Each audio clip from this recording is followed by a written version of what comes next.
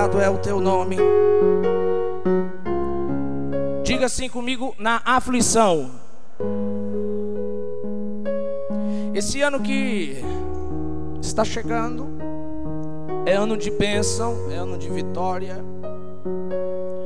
Mas isso não significa que não passaremos por aflições. Vamos. A palavra do Senhor Jesus diz, o próprio Senhor Jesus diz: neste mundo tereis aflições. Aflição, irmão, ela vem. Mas dependendo da forma que nós nos comportamos no meio da aflição, é o que vai decretar o tempo que nós vamos passar dentro dela.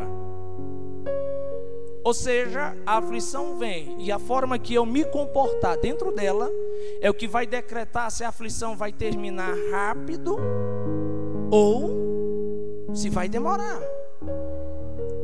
O povo de Deus, quando saiu ali do Egito, onde estavam sendo escravos de Faraó, não foi 2 dias, 3 dias. Eles passaram 430 anos naquela aflição, naquele sofrimento. Aí Deus falou: eu vou libertar o meu povo. Aí falou: vocês vão passar pelo deserto 40 dias. Ou seja, a aflição daquele povo era para passar quanto tempo? Diga comigo: 40 dias. Mas a forma que o povo se comportou no deserto foi o que estendeu o tempo no deserto. O que era 40 dias se transformou em 40 anos. Eles andavam e não conseguiam chegar onde queriam. Por quê? Porque o próprio Deus permitia, por causa da forma que eles estavam se comportando no deserto. E aí chegou um momento que o próprio Deus falou: até quando sofrerei esta má congregação que murmura aos meus ouvidos? Assim como eles fazem, assim eu vos farei. Se esse povo diz que vão morrer nesse deserto, certamente morrerão. Porque o que vai decretar o teu tempo na aflição é aquilo que você vai dizer quando estiver passando pelo problema. O povo estava passando pelo problema, ali no meio daquela aflição, e o povo dizia: é isso mesmo, nós sofremos, Deus nos tirou lá do Egito para morrer aqui neste lugar. Errado. Tem muito crente que não sai da aflição porque ele não para de declarar a aflição sobre a vida dele. Tem muito crente que não sai, na depressão, desse impedimento que Satanás vem atormentado, porque no meio do atormento você mesmo declara que tem que ser atormentado. E não é isso que Deus quer para você. A palavra de Deus diz: eu tenho bons planos para vós, e planos de fazer bem e não de fazer mal. Esse é os pensamentos que penso de vós, pensamentos de paz, pensamentos de prosperidade. Amém? Diga comigo: na aflição. Feche os teus olhos. Pai amado, Pai querido, Senhor da graça, Deus de todo o poder, fala, Espírito Santo de Deus, aos nossos corações. Nós não queremos, ó Pai, ouvir o homem falar de Ti. Nós queremos ouvir a Tua voz. Que o homem diminua, mas que Tu cresças sobre este lugar. Fala, Espírito Santo de Deus, aos nossos corações. É o que te pedimos e já te agradecemos em nome do Senhor Jesus. Aplauda o Senhor. Livro de 2 Reis, capítulo 6, versículo 12. Essa história, irmão, fala de um profeta chamado Eliseu. E todos os planos malignos, olha só, estou te explicando a história para você entender. Todos os planos malignos do rei da Síria contra Israel não eram bem sucedidos, porque Deus revelava ao profeta Eliseu E o profeta chegava ao rei de Israel e falava: olha, rei, o rei da Síria quer fazer isso. Então você vai lá e faz assim, que eles não prosperarão, eles não vão ganhar essa guerra. Chegou um momento que o rei da Síria ficou indignado. Falou: deve ter algum espião no nosso meio. Porque não pode. Todo plano que nós montamos, eles sabem. Por quê? Porque Deus dava a revelação ao profeta Eliseu. Aí olha só o que está escrito no livro de 2 Reis, capítulo 6, versículo 12. Está escrito assim: e disse um dos seus servos: não, ó rei, meu senhor, mas o profeta Eliseu, que está em Israel, faz saber ao rei de Israel as palavras que tu falas na tua câmara de dormir. E ele disse: vai e vê onde ele está, para que eu envie e mande trazê-lo. E fizeram-lhe saber, dizendo: eis que está em Dotã. Versículo 14 está escrito assim: então enviou para lá cavalos e carros. Diga bem alto comigo, diga assim: e um grande exército. Em seguida está escrito: os quais vieram de noite. Agora diga comigo: e cercaram a cidade. Olha só, o rei da Síria ficou indignado. Como é que estão descobrindo? Aí teve um dos servos e falou assim: rei, o que tem acontecido é o seguinte: tem um profeta lá em Israel, que tudo que tu conversa dentro do teu quarto, ele descobre, ele sabe. Ele está em Dotã. Aí o rei: pois vamos buscar ele. Arme um grande exército. E a palavra de Deus diz que aquele grande exército cercou a cidade. O que isso tem a ver com a nossa vida? Existem aflições, irmão, que tem um exército de demônios querendo tirar a tua vitória. Existem situações, aflições que têm acontecido porque um exército de demônios tem tentado destruir a tua vida, a tua paz. E muitas das vezes você não sabe para onde correr. Por quê? Porque está cercado. Porque cercaram. Para onde você vai é mais problema, não tem saída. E agora? Olha só o que está escrito em seguida. Versículo 15, está escrito assim: e o moço do homem de Deus se levantou muito cedo e saiu. E eis que um exército tinha cercado a cidade com cavalos e carros. Então o seu moço lhe disse, diga comigo: ai. Diga: ai, meu senhor. Agora diga bem alto: o que faremos? Porque é aqui que está, irmão. Esse moço que estava ali com um profeta, ele representa muitos de nós. Como assim?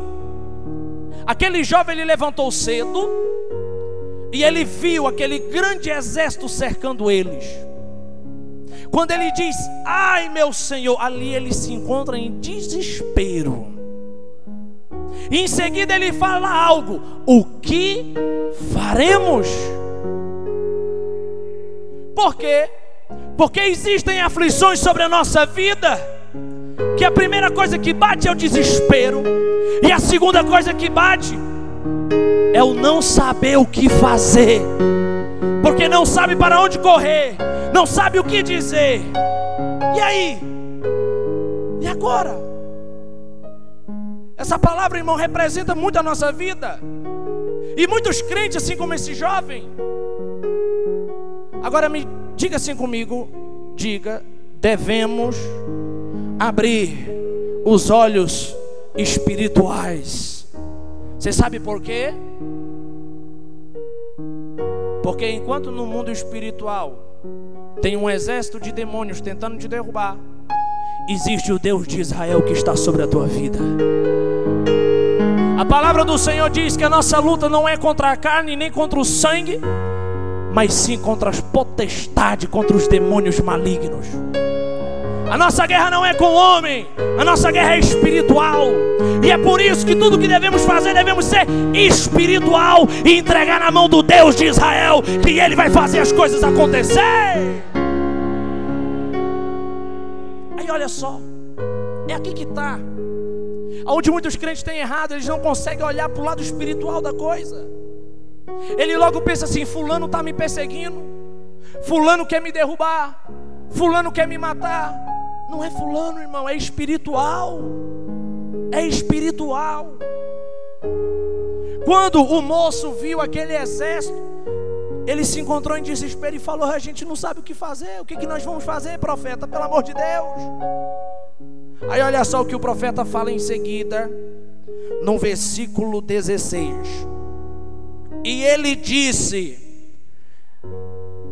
não temas, porque mais são os que estão conosco do que os que estão com eles. Mas lá naquela casa tinha duas pessoas. Quem era? Era o profeta e esse rapaz. E um grande exército cercava. Aí o profeta olha para o moço e fala assim: ei, não temas. Ei, não se desespere, porque maior é os que estão conosco do que os que estão com eles. Irmão, não está escrito, mas eu acredito que aquele jovem olhou, o profeta ficou doido, porque aqui só está nós dois, e aqui se encontra um grande exército, milhares de homens para nos pegar. Porque existe situação na tua vida que tu se vê só. Porque existe situação na tua vida, no meio do problema, que você não vê ninguém com você, mas vê muitas pessoas contra você. Você se vê só. Mas é aqui que está: abrir os olhos espirituais. Olha só o que o profeta diz para o rapaz. Olha só, versículo 17. E orou Eliseu e disse: Senhor, peço-te que lhe abra os olhos para que veja. Diga comigo: abras os olhos para que veja. Em seguida está escrito: e o Senhor abriu os olhos do moço e viu, e eis que o monte estava cheio de cavalos e carros de fogo em redor de Eliseu. Eliseu falou: Senhor, eu te peço em oração, abra os olhos desse rapaz para que ele veja que nós não estamos sozinhos. E naquele momento os olhos do rapaz se abriram, os olhos espirituais. E a palavra de Deus diz que ele olhava para Eliseu, e em volta de Eliseu assim tinha um monte de cavalos e carros. Um monte. E aí? O que isso significa? Aqui no mundo carnal, você tem visto muitas pessoas te perseguindo. Aqui no mundo carnal você tem visto muitas pessoas tentando te derrubar. Mas no mundo espiritual existe um exército de anjos ao teu redor. No mundo espiritual existe um exército de anjos lutando para que você vença essa batalha. É mais aqui que está o lado espiritual da coisa. Aqui que está. A palavra de Deus diz que o profeta fez o quê? Ele orou para que veja. Não é o que está escrito? Ó, vamos ler. No versículo 17. Diga comigo. E orou Eliseu e disse: Senhor, agora diga bem alto, peço. Olha, Eliseu, no meio daquela aflição, ele orou e pediu para que se revelasse o mundo espiritual sobre a vida dele.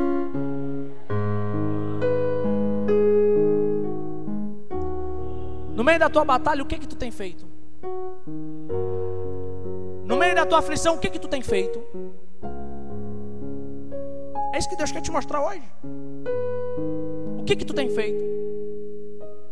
No meio dessa guerra, dessa tribulação, o que tu tem feito? Pois é, pastor, eu tenho feito muitas coisas. É aqui que está. É aqui que está o problema da história.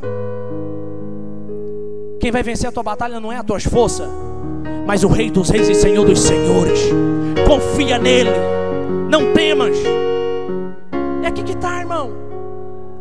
Você tem guerreado só, mas essa guerra você não consegue vencer. Esse problema é muito grande para você, é verdade. Mas a solução não vai vir das tuas mãos, vai vir do mundo espiritual da coisa. Mas você tem que saber que você não está só. Você tem que saber que Deus está contigo. Quem crê que Deus está aqui, diga glória a Deus. Tem que crer. Orou, pediu. Mas vamos mais a fundo. Abra a tua Bíblia no livro de Atos. Atos dos Apóstolos. Fica depois do livro de João, depois de Mateus, depois de Marcos, depois de Lucas, João, e vem Atos. Fica lá no Novo Testamento. Livro de Atos, capítulo 16, versículo 23. Aqui eu quero te mostrar uma história, mas em situações diferentes. Porque naquela história que nós estávamos lendo de Eliseu, depois daquilo ali, Eliseu orou e todo o exército ficou cego. E foi ali onde ele teve a vitória. Ele não chegou a ser preso. Mas é aqui onde muitas pessoas podem falar: pois é, pastor, eu orei, mas eu ainda caí em prisão. Prisão de sentimento, angústia, rancor, tristeza. Estou aprisionado nesse problema. É aqui que está. Dentro da prisão dos problemas, Deus também faz milagres. Mas é o que você vai fazer lá dentro. É aqui, irmão, Deus está batendo nessa tecla. É o que você vai fazer no meio da aflição.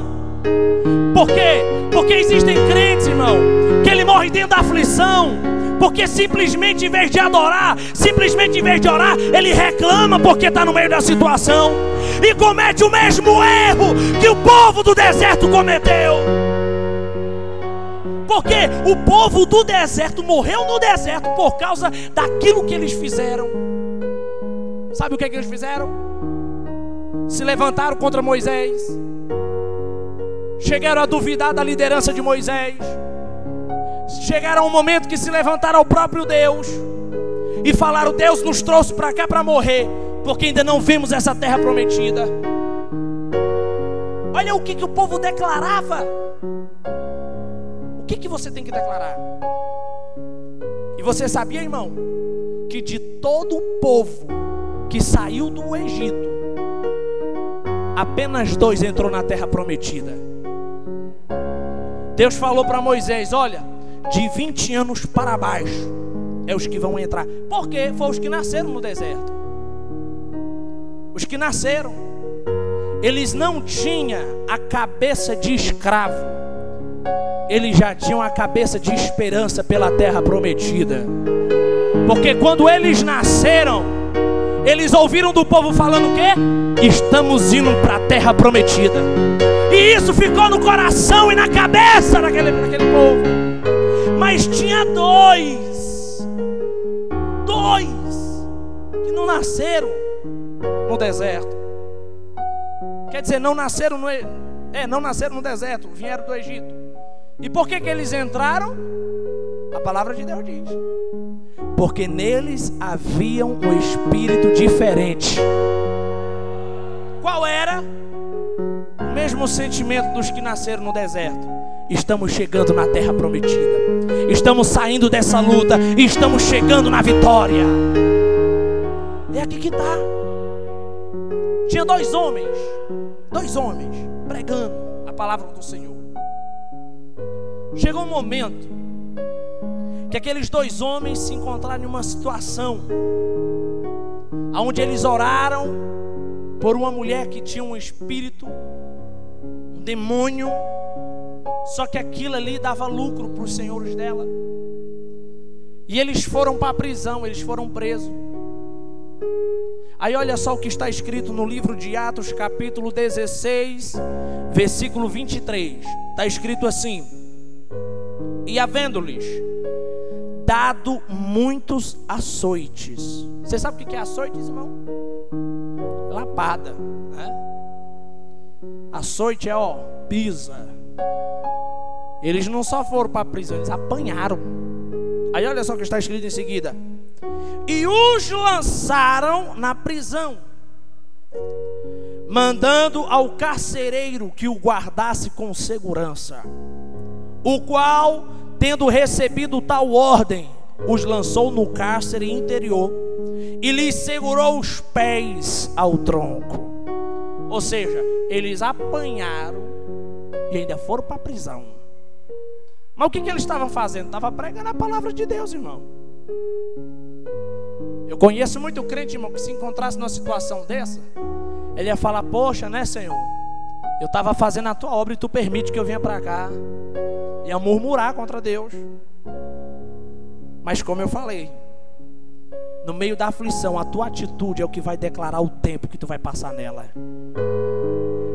Olha só o que está escrito em seguida: perto da meia-noite, no versículo 25, perto da meia-noite, Paulo e Silas, diga comigo, oravam e cantavam, diga, hinos a Deus. Em seguida está escrito: e os outros presos o escutavam. Versículo 26: e de repente sobreveio um tão grande terremoto, que os alicerces do cárcere se moveram, e logo se abriram todas as portas, e foram soltas as prisões de todos. De repente, irmão, Deus mandou a libertação daquela prisão. O que tem te aprisionado? Porque prisão não é só prisão, cadeia, não, existe prisão de sentimento. Principalmente aqui, no coração, rancor, ódio, que tudo isso traz para a sua vida tristeza, não traz paz, te traz desejo até mesmo de chegar a um suicídio. Tudo isso é prisão espiritual. E agora, como destruir essa prisão espiritual? É você fazer o lado espiritual da coisa. É mesmo que doa você se ajoelhar, orar e louvar o nome do Rei dos Reis e Senhor dos Senhores. Aleluia. É mesmo quando tudo está difícil, quando tudo está complicado. Pastor, mas quando eu me ajoelho eu não consigo orar, eu só choro. Pois chore na presença de Deus, porque está escrito na palavra de Deus: bem-aventurados que choram, porque vos serão consolados. Mas chore na presença de Deus. Amém? E aí? O que você tem feito dentro dessa prisão espiritual? É difícil, irmão. Mas hoje Deus quer destruir os alicerces desse cárcere. Hoje Deus quer abrir os teus olhos espirituais e mostrar que você não está só. Hoje Deus quer fazer com que você abra os olhos e vejam que Jesus Cristo de Nazaré está com você. Maior é os que estão conosco do que os que estão com eles. Amém? Para encerrar, abra no livro de Mateus, volta algumas páginas. Livro de Mateus, capítulo 21, versículo 22.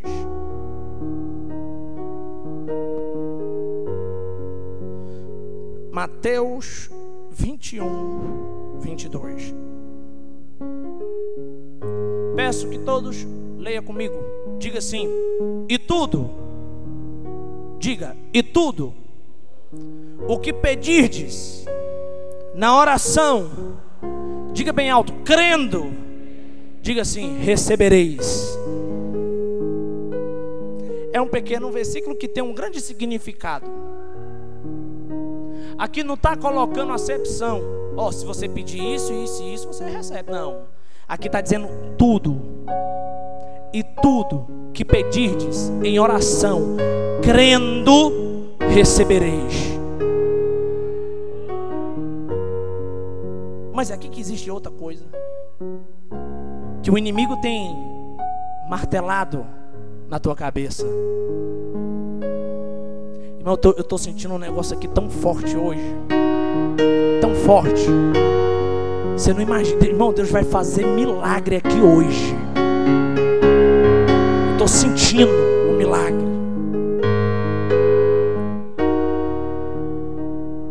Deus está me mostrando coisas, irmão. E Ele vai entrar em providência na tua vida. Aleluia, Deus. O mundo espiritual é uma guerra, mas maior é o que está contigo. Creia, creia. Preste atenção, irmão. Pastor, eu oro. Olha só. Olha só. Deus acabou de tocar isso no meu coração. Isso é coisa que você tem pensado. Aleluia, Deus. Pastor, eu oro. Eu oro. Mas o problema não acaba. Eu tenho orado, mas Deus não tem me respondido. Você pensa isso? Você tem pensado isso? É o inimigo martelando na tua cabeça, para que você perca a parte do crendo. Porque não está escrito só orar e receber. E tudo que pedirdes, orando recebereis. Está escrito assim? Não. Entre orando e recebeis, tem uma coisa no meio muito especial. Diga comigo, crendo. O que é crer? Acreditar. Crer vem de acreditar, vem de fé, vem de certeza. Quando eu peço algo para Deus, eu tenho certeza que eu já recebi. Isso é crer. Amém? Eu creio em Jesus Cristo, irmão. Não vi Ele em vida, não vi Ele crucificado e também não vi Ele ressuscitado. Mas eu creio que Ele vive eternamente e Ele está aqui. Eu não tenho dúvida. Eu oro, mas nada acontece. Quando você ora, sabe o que acontece? Eu vou te mostrar. Abra a tua Bíblia no livro de Zacarias. Fica antes de Mateus, vem Malaquias e aí vem Zacarias. Fica mais fácil de encontrar assim. Porque se for lá de Provérbios, aí vai ficar difícil. Então é o penúltimo livro do Velho Testamento. Livro de Zacarias, capítulo 1, versículo 3. Olha só o que está escrito. Olha só. Livro de Zacarias, capítulo 1, versículo 3, está escrito assim: portanto, diz-lhes: assim diz o Senhor dos Exércitos, tornai para mim, diz o Senhor dos Exércitos, e eu tornarei para vós, diz o Senhor dos Exércitos. Você entendeu o que está escrito? Tornai para mim e eu tornarei para vós. Isso significa que quando você busca a presença de Deus, Ele vai ao teu encontro. Quando você busca a presença de Deus, Ele vai ao teu encontro.